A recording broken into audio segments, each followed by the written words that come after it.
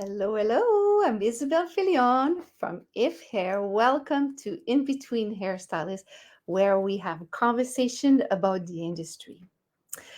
Our journey in the industry, it's up to you to take it wherever you want. And I feel that, or I would like to think that at In Between Hairstylists, it's a place where we can give you information, we can give you knowledge, and we talk about things. So I think it's important that if you learn from us, um, share the information, and that you never know, this could help someone else in your team or in your environment.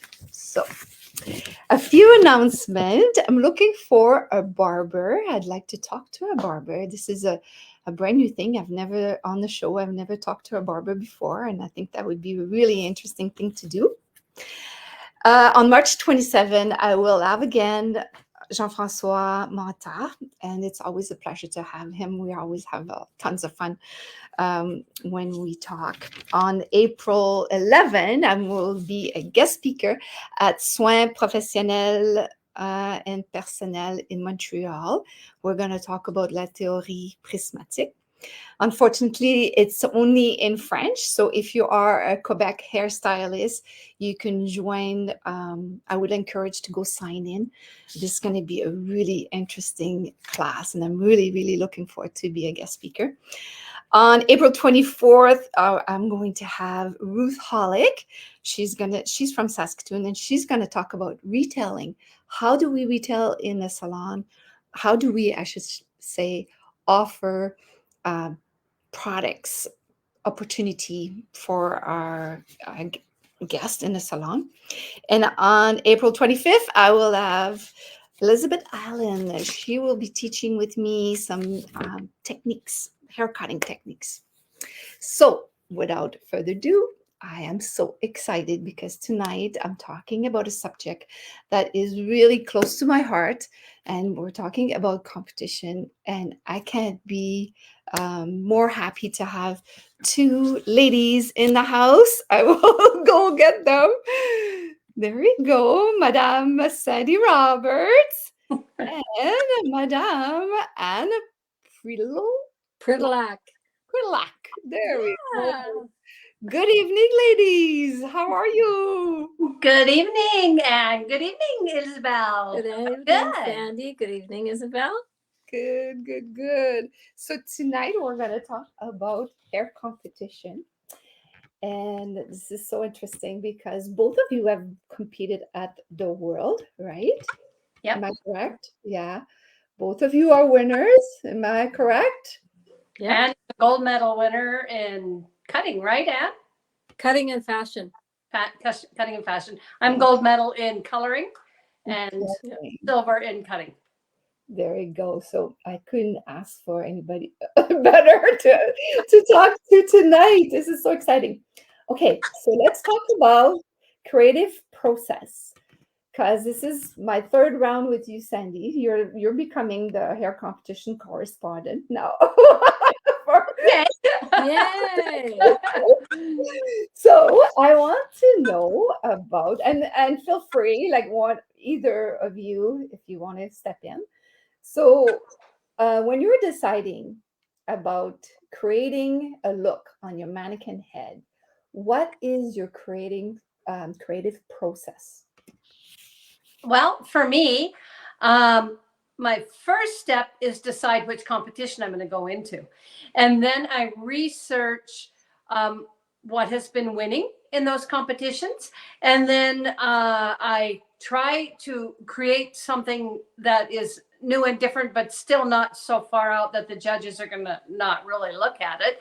And by doing that, I look at fashion, I look at other pictures, other images, pretty much anything inspires me artistically.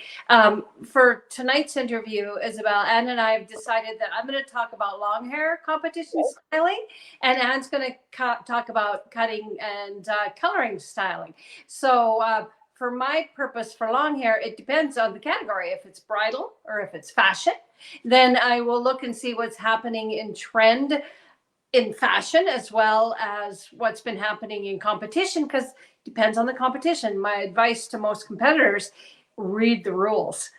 No matter what the competition is, read the rules. Because if it's fashion and you do something really competition-y, then it might not score as well as you'd like, because it's out of the fashion category and more into the creative type category. Yeah. So those are differences that you'll learn by experience. What about you, Anne, when you're thinking about cutting and coloring? Where do you get your inspiration?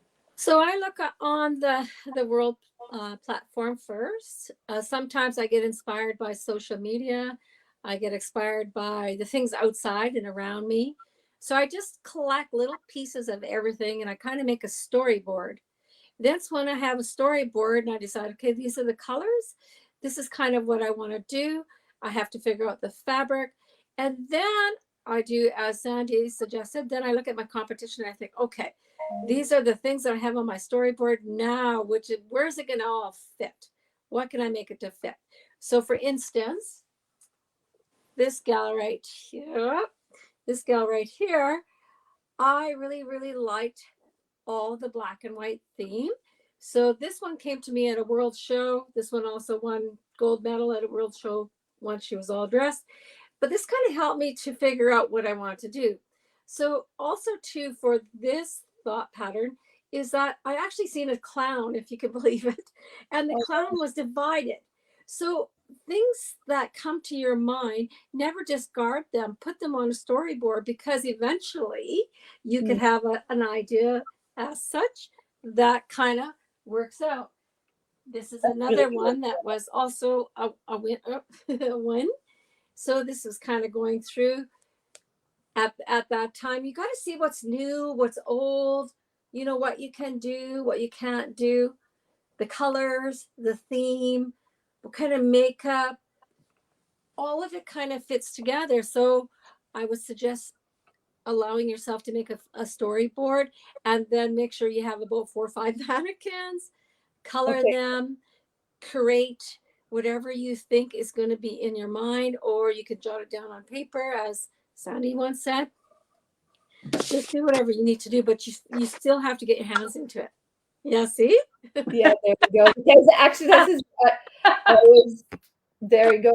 Yeah, I was. One of my other question was when you create, uh, whether it's cutting or whether it's for color, like, do you right away go on your mannequin head or do you do it on paper? And so both of you have creative process that are different, because you, Sandy, you go on paper and then she goes on mannequin head, right? Or do you, well, you help yourself with the board as well, and Yeah, yes. And so for me, Isabel, like I'm crazy. I cut probably 20 mannequins depending on who I'm competing against. If it's a world competition, it's not even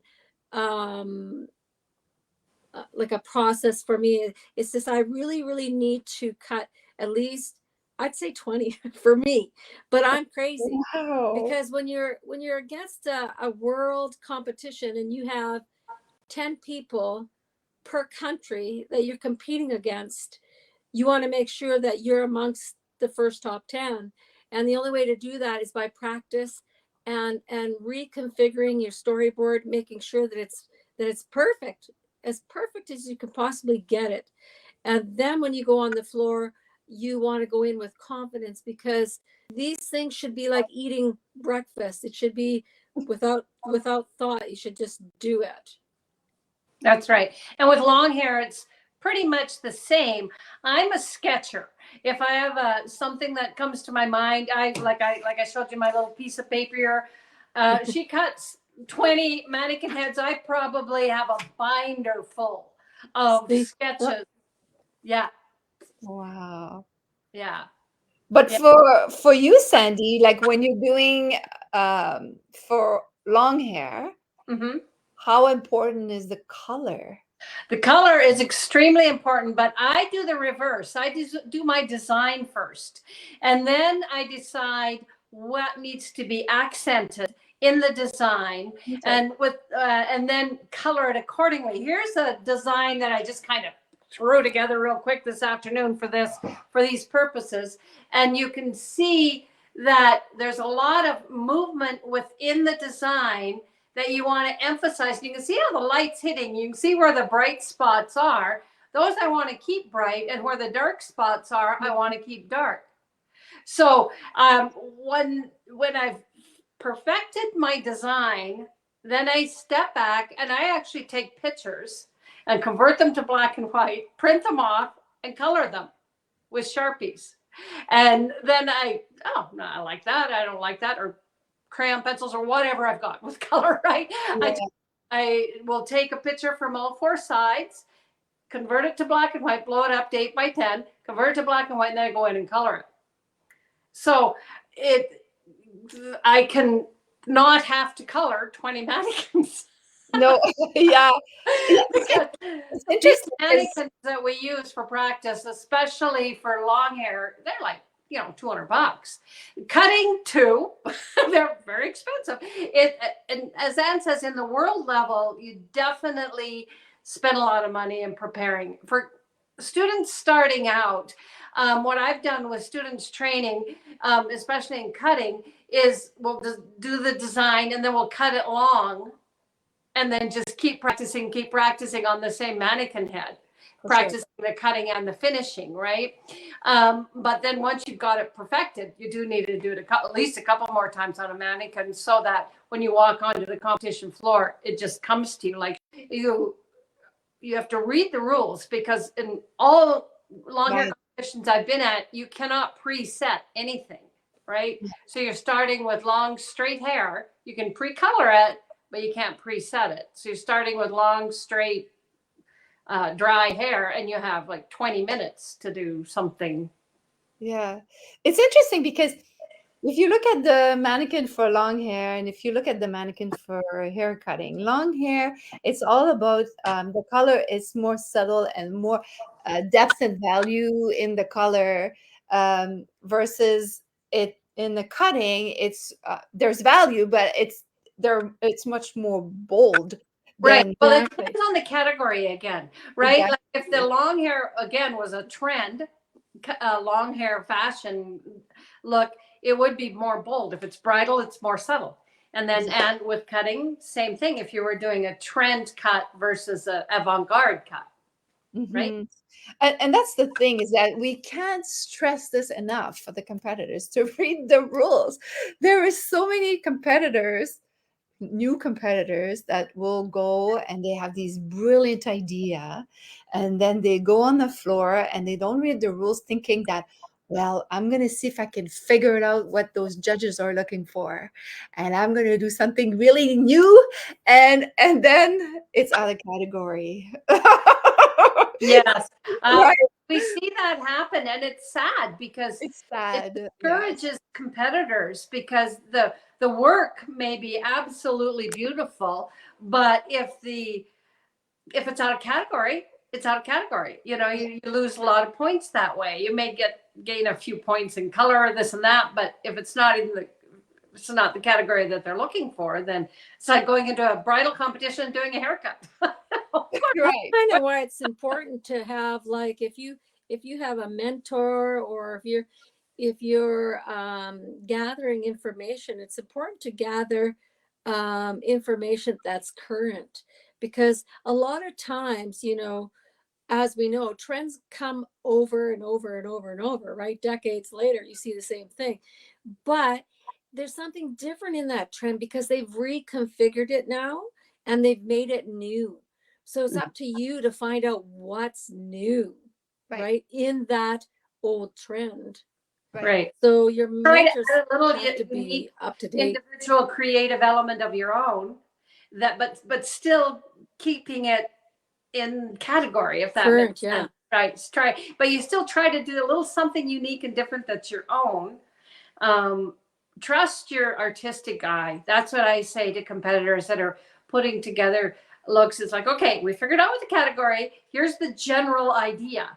Now trust your artistic eye. And if you think it's artistically appealing and within the category, And then you got to polish your workmanship New skills. Yeah. and do it again and again and again. And if you're tired of doing it, do it 10 more times, because the practicing is what's going to win out on the competition floor. It has to be polished and perfect and correct within the very minimal amount of time that you're given. Like that haircut behind Ann there with the black. What did you have? 20 minutes?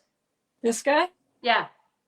18 To do minutes. the actual 18 minutes. 18 minutes to do the actual cut and finish. Yeah. Total finish, yeah. Oh, At Yeah. a world level, though, Isabel. That's at world level. You know, At an international level, we used to get, what, 45, I think. yeah. Or at Canadian level. Canadian level. Usually. Updos are usually around between 20 and 30. It depends. There again, read the rules, right? Yeah, true. True. wow, that's amazing. So, how important is it for you to integrate different element in one mannequin head? Let's say. It's important, but you can't get too busy. Like I work on a 3 or 5 rule myself personally, because yeah, it's just thing I do. Odd numbers are more appealing visually than even numbers, and the eye has a center to go to. Right. So if you're going to do, for example, on this mannequin, where are we here? You know, of these little separations here, do 3 or do 5. Don't do 4. There's no middle. There's no middle for the eye to go to, right? Okay. And I usually always do asymmetric, because it's really hard to do perfectly symmetrical anything in a competition look, right? So I'm usually off to one side, or, you know, the focus, but you still need to have balance. So in this particular look, the balance is evened out a little bit by the accessories. Right, because there's a lot of interest over here, and so the accessory draws the eye over there, right? So you have to think about the complete finished product, and same thing with cutting. And then of course you incorporate your outfit into it. Don't have the outfit overwhelming. You know, it's about the hair, but it's not a work, right? Right. What about you? Do you have a 3 or 5 rule?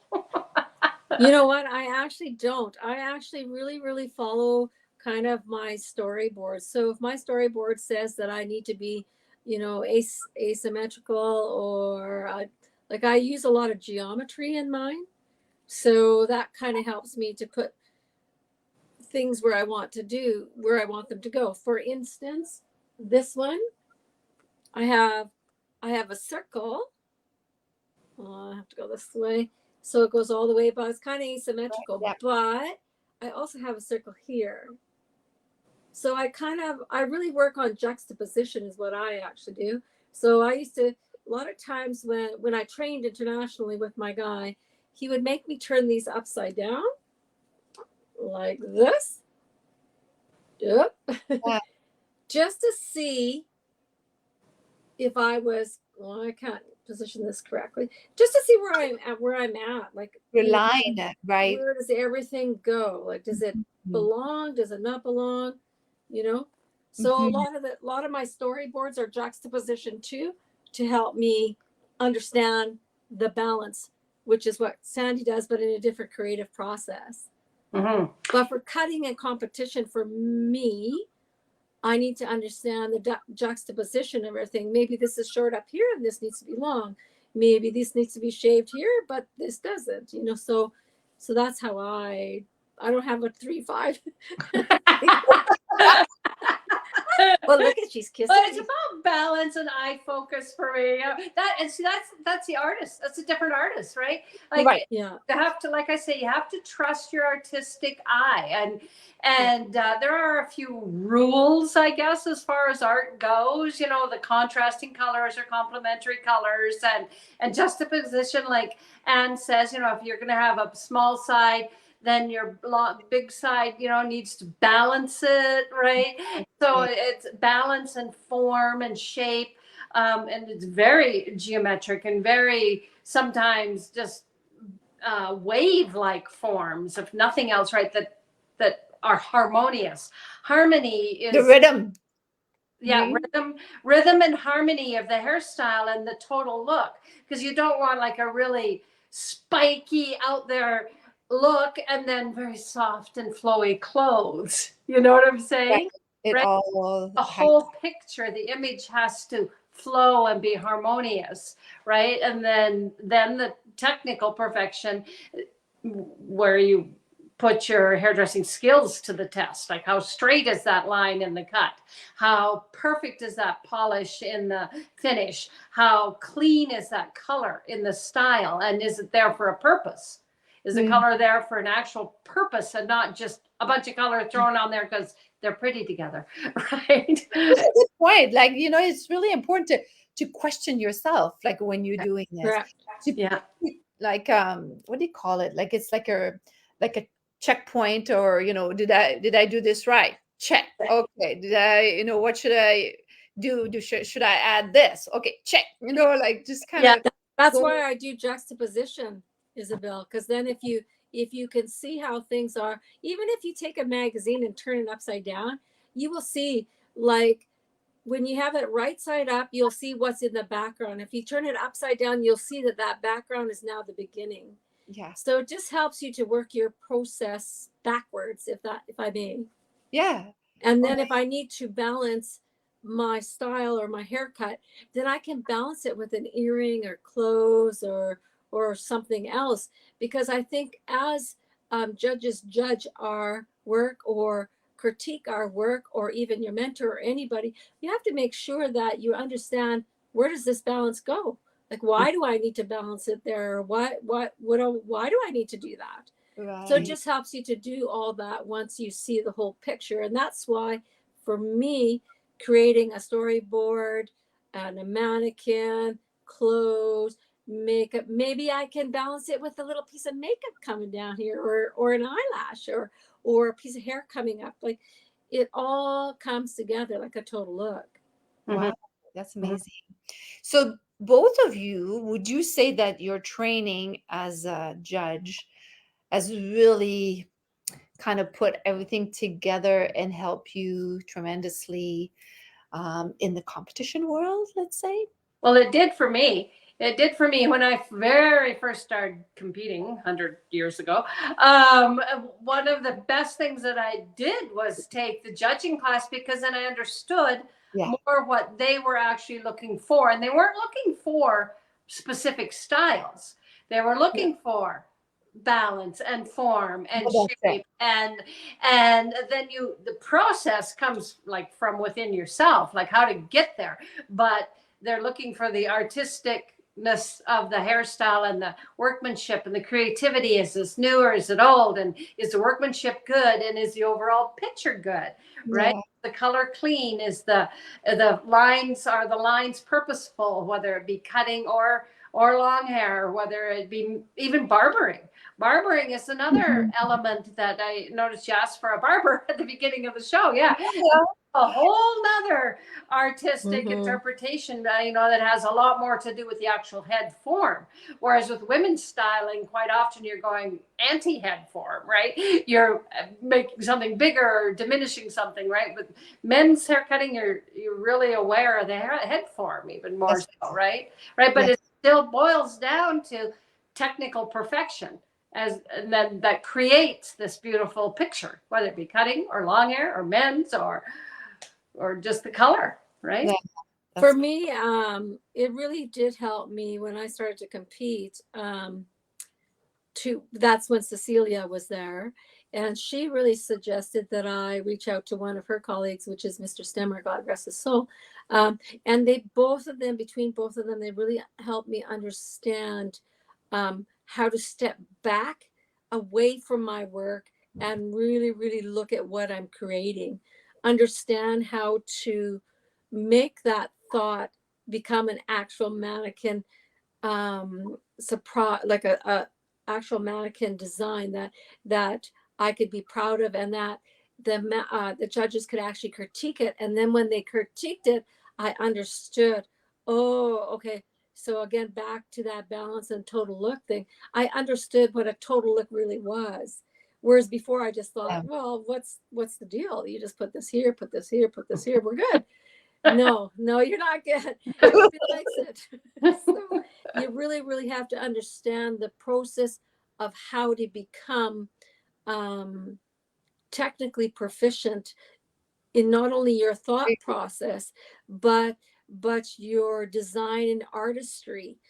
And so I think having that program many years ago, I think that helped me to create the thought of my artistry and how to make it come forward and come out versus, oh, okay, well, let's cut that off and see what it looks like.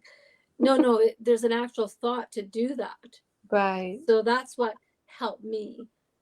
If I answered your question Yeah, correctly. absolutely. Okay. Absolutely. For me, it was when I, for many years I was a competitor, and then I just got tired of not being successful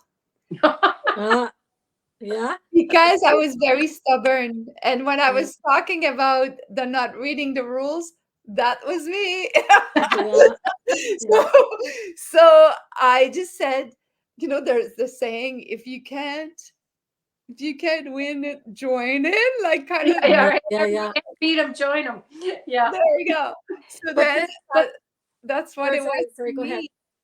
Oh, sorry, Anne. So that's what it was for me. It was like, okay, you know what? Why don't I educate myself and learn Yes. more about what are the judges looking for? And so that's when I joined in and I started taking the classes.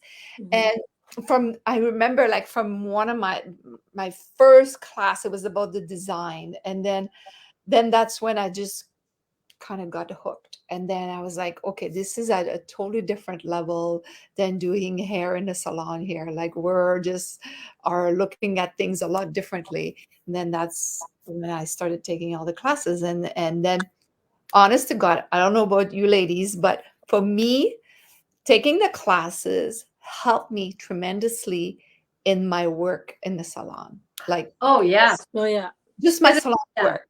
Yeah, for sure, Right. because it makes Definitely. you look at it in that, like Anne said, step back and critique your own work, like subjectify your own work, and don't take it personally. No. Yeah, it's about the actual work that you're looking at, and I mean, you can change it. You're the one that did it, and if it doesn't look good, then change it, right? Yeah. It's Yeah. definitely understanding and the finesse of how to make things soft and how to. I had a really hard time for a long time using too much spray and making my stuff like solid, like helmet Yeah. head. And I, for the life of me, couldn't figure out, well, what do you mean? What do you mean? So sometimes understanding what the rules mean, like, yes, you could take the classes, you can go through all that, but you sometimes, like for me, like it's like, like I couldn't quite get, how do I make this soft? And then Cecilia sat me down. She said, okay, Anne, just try this. And so then I tried it. She says, okay, so I don't see a problem here. And I said, oh, so that's what that line means? Yes, that's exactly what that line means. So it's just sometimes, even when you read the rules, it's, what's in your head of what the rules are Yeah. is not necessarily what needs to happen out of your creativity. So Yeah. that's why I was very grateful that the ABA had a program for us to go to, because like yourself, Isabel, and I thank you for having this platform, because like, where do we get information, Yeah. especially now? Yeah. Where do we get information? Like me and Sandy, we were talking a little earlier, like, who's got information for us? Like, the Yeah. schools don't have very much because they only go by their inspiration. But Mhm. unless they're current, like, you're only as good as your teacher or your mentor or the person you seek Mhm. to get advice from. You're only as good. It's just like a hockey team. Your players are only as good as the captain, Yeah. right? Well, they wish if they were the Oilers. Right. But like, so I congratulate you, Isabel, for having this platform and having me on. I appreciate that. But it was a real process for me for a long time to win, because I would always win second and third, like, actually, to that girl, second and third. And so I thought, that's it. that's crap, man. I'm gonna win now. So then throughout the years, it's been so fun because her and I are colleagues. It's like she's first, I'm first, she's first, I'm first, she's first, I'm. So it's been so fun. So you can use it more as camaraderie, understanding. You don't use it because or feel bad because you lost. You do it because, oh my God, I lost, but geez, what did I learn? I learned like what did Sandy do to win, or what did so and so do to win? Like that's what it's all about, is to understand the creativity not only from yourself but from the people around you that you're competing with, not against. You're competing with them. And then when you learn, you think, oh, okay, she did that hook. Oh, okay, well, whatever. But then you think, okay, so how can I make that better? Like, what is my creative process to make that come to light and make it artistic? Like, what do I need to do? Yeah. And sometimes you need to reach out like to Sandy and I. Like Sandy had this her and I compete in long hair as well. So she used to put this little bump it in there, and I said, okay, biatch. What did you do to make that stupid bubble? And she go, oh my God, well, you just do this, you just do this. No. Could you just show me? And just watch. She lifts it up and I said, oh, is that it? Uh-huh. Okay. And vice versa. Anna's done the same thing for me. Like, we both figure out different things, and that's the beauty. I love what Anne just said about competing with people, because that it's all about the process and improving ourselves, our industry, the people around us. And competition for me is part of that. It's the innovators and the style changers. A lot of the different hairstyles that are very trendy now had their start on the competition floor, right? And then they got, so I call competition work couture work, right? It's and then it gets watered down and used in the salon, and that's the ready to wear work. Right? Yeah. So the competition work is where you get the lines and the creativity, and like balayage to me, Anne, and you're going to get this totally. Balayage to me is a long hair color competition, long hair competition color, because we were doing that probably 15, 20, 30 years ago for long hair, because you made the base dark and the ends light, so that when you put it up, the light ends would be laying on top of that dark base to show off better.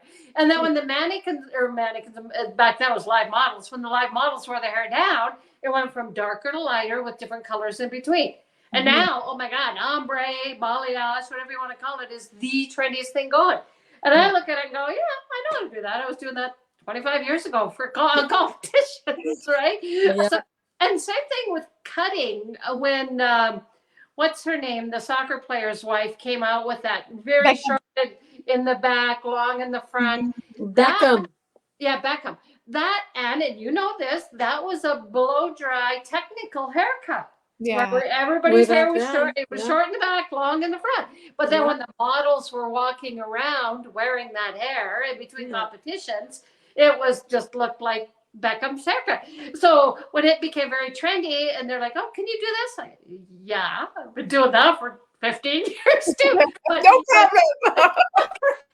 right. So to me, competition work is a sort of the seeds of future trends, right? Where you try the new things, and and the opportunity to try things that are technically correct, but I don't know. Like, I don't know where I'm going with that, but it's No, So let me help you out, Sandy. So okay. Thank you. so the young people of today are not afraid of anything. No. Ever. If their hair falls out, oh, well, that's okay. We'll just put some extensions in there. But social media and places like down like Vancouver, down like Ottawa too has a little spot where you can walk down, Montreal, down St. Denis or whatever. There's lots of really, really cool young people that are trendy in their clothes and trendy in their color. And they don't even know how fun they are for us people who compete, because whatever they do, they could have a color here and it's just like really blurred, and but then to us we go, Inspiration. oh Yeah. shoot, hey, I know how to make that. Oh, that's so cool. I'll just change it here, here, and here. But that's where I get a lot of my inspiration, is because these young people and social media, like it has everything. That's Yeah. right. Like for It may our not be competitions. technically correct, but it's definitely inspirational. Right. Like Yeah. in their mind, that was their process to make it really cool. Yeah. But in my mind, I see, oh wow, well, let's just make this really fun.